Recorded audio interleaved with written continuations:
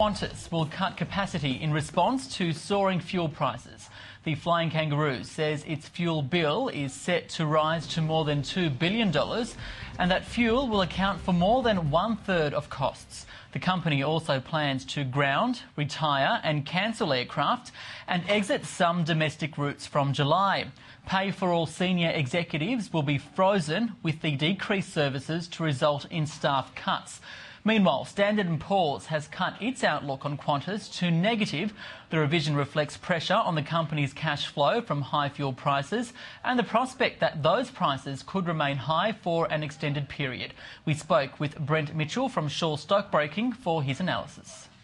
Qantas is using every available alternative to reduce the impact of those rising fuel costs. They already have in process a number of cost-cutting programs, and this is just a further way of reducing that impact.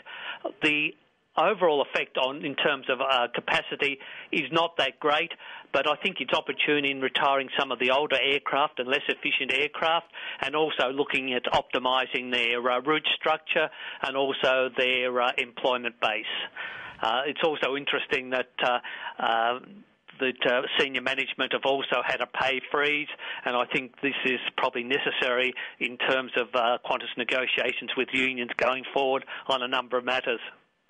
Why do you think we've seen such an interest in Qantas shares today, apart from that, because volumes are quite high? 48 million shares traded, one of its busiest days in a while. Look, I think the share price had been particularly weak leading into this, a reflection of rising fuel costs, and certainly there's some, I suppose, relief that Qantas is not trying to recover some of those increased fuel costs through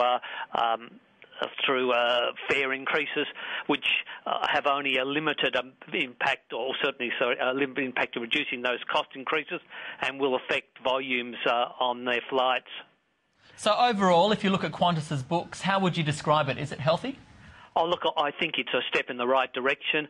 I think we're going to see a similar sort of program for international. We may even see on the international side some conversion of Qantas flights to Jetstar due to the lower cost base and also the lower operating capacity, so that it'd be easier to fill flights. I think it'll be an ongoing process, and I think there'll be further moves coming from Qantas to reduce their cost base and to maintain some level of profitability.